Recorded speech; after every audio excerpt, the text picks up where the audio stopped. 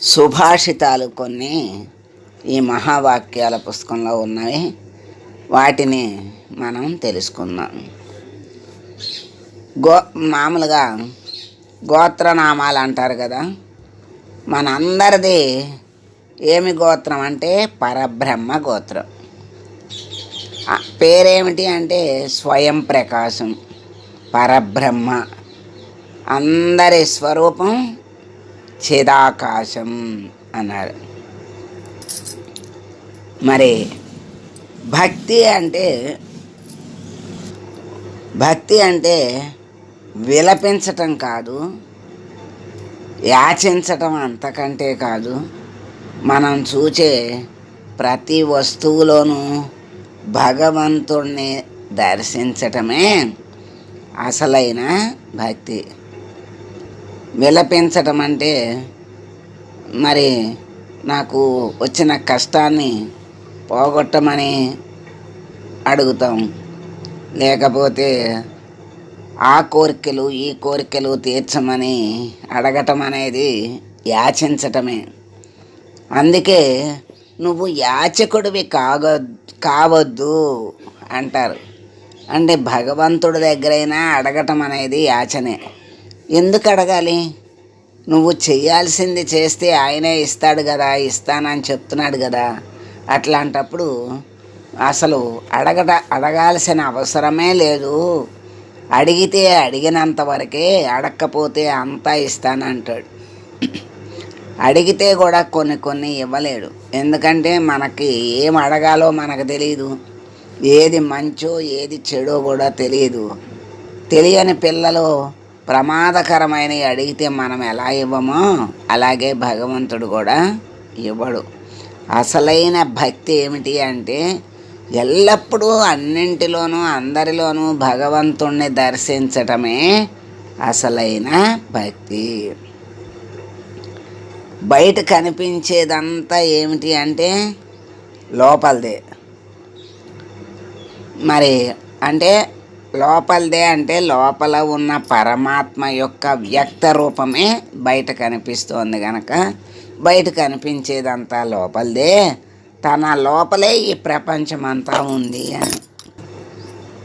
ఈ దేహమే చిన్న విశ్వం అంటారు కదా. అంటే మన లోపలే ఈ ప్రపంచమంతా ఉంది.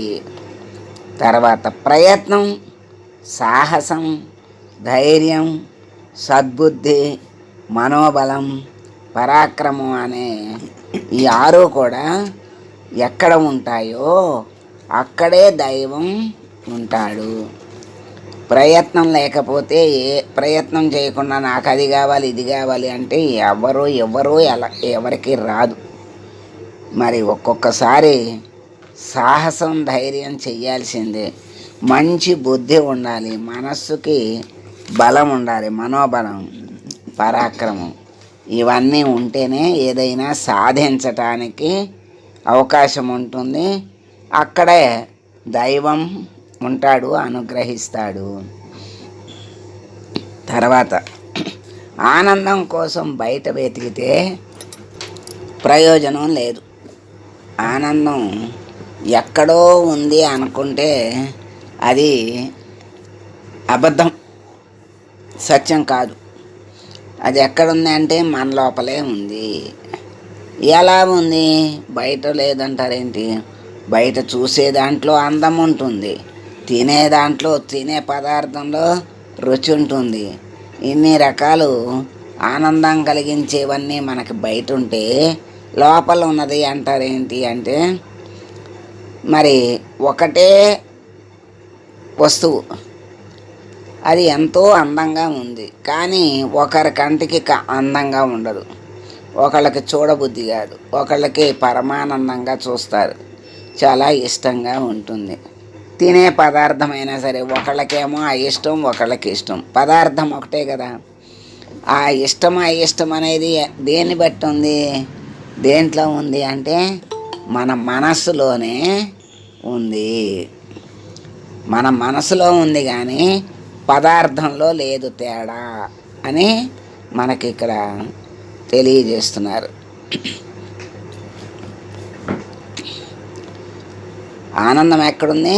మనలోనే ఉంది అని తెలుసుకోవాలి.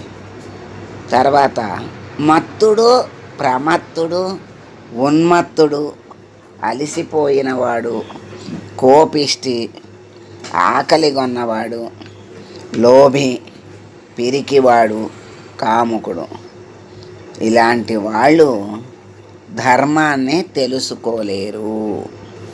వీళ్ళందరూ అధర్మంగా ఉండేవాళ్ళే ఎక్కువ.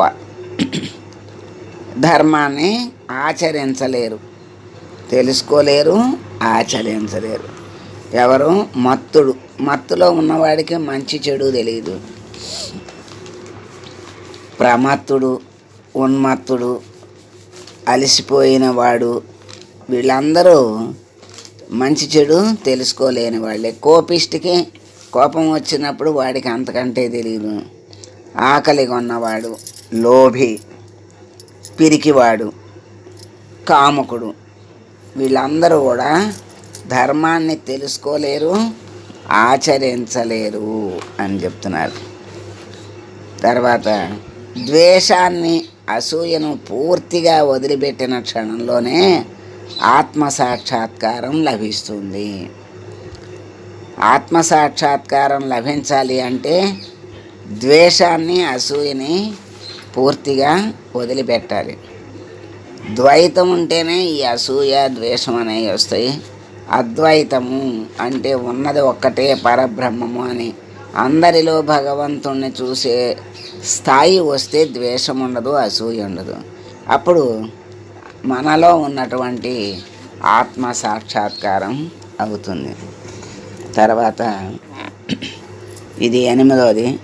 ఈ ప్రపంచాన్ని బంగారు పుష్పంగా చెయ్యగలిగే వాళ్ళు ఎవరు అంటే సూర్యుడు, జ్ఞాని, సేవానిరతుడు, ఈ ముగ్గురే ప్రపంచాన్ని బంగారు పుష్పంగా ప్రకాశింపచేస్తారు.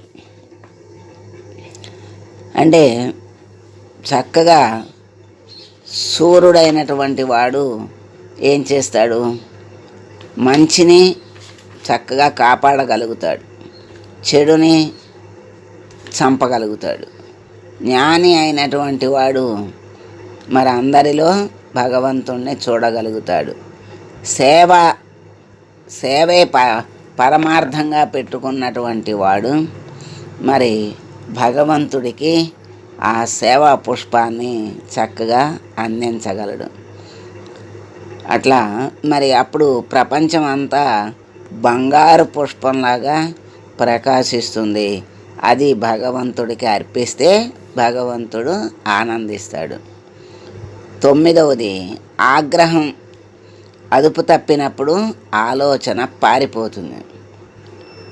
ఎప్పుడైతే కోపం, ఆగ్రహం మితిమీరి ఉంటుందో అప్పుడు మంచి చెడు అనే ఆలోచన ఉండదు.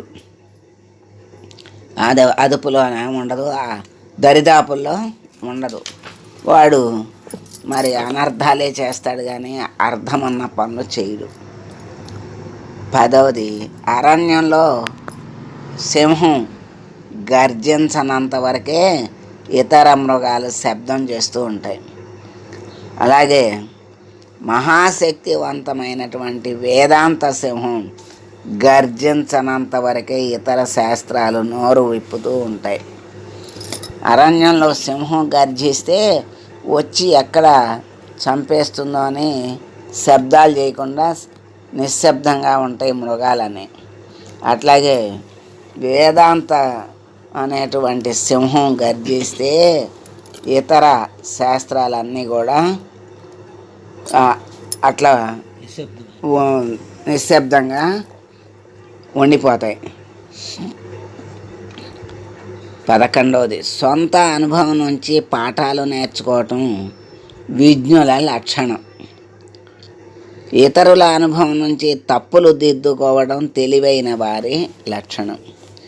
ఇవి మనిషిలో తప్పకుండా ఉండవలసినవి. ఎందుకంటే అనుభవం అయితే కానీ కొన్ని పాఠాలు నేర్చుకోలేడు మనిషి. కనీసం అనుభవం అయినప్పుడైనా పాఠాలు నేర్చుకోవటం అనేది విజ్ఞుల లక్షణం. మరి ఇతరుల అనుభవం నుంచి అన్నీ వాడే అనుభవించి తెలుసుకోవాలంటే తెలుసుకోలేడు.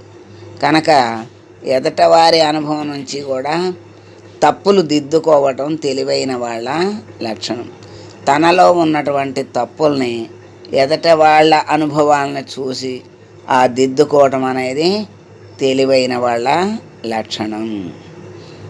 మరి 12వది, మేలు చేసేటప్పుడు కూడా మెలకువతో వ్యవహరించాలి. లేకపోతే నీకు మంచి అనిపించింది ఇతరులకు చెడుగా కూడా అనిపించవచ్చు. మనం చేసేది మేలే అనుకుంటాం, కానీ ఎదుటి వాళ్ళకు కూడా అది మేలుగా కనిపించాలి కదా. అందుకని మరి మెలకువతో వ్యవహరించాలి. లేకపోతే నీకు మంచి అనిపించింది ఇతరులకి చెడుగా అనిపించవచ్చు. ఇప్పుడు దానికే ఒక ఉదాహరణ చెప్తారు. పెంపుడు పిల్లి ఉంది, దానికి ఎంతో ఇష్టం. దానికి ఇష్టం ఏదో తెలుసు కదా. దాన్ని తీసుకెళ్ళి ఇంటి యజమాని ఇస్త్రాకులో వేసింది. వాడు దాన్ని తిట్టి కొట్టి లేచి వెళ్ళిపోయాడు. అంటే దానికి ఇష్టమని తీసుకొచ్చేసింది, కానీ ఆడికి ఇష్టమా కాదా అని ఆలోచించలేదు కదా.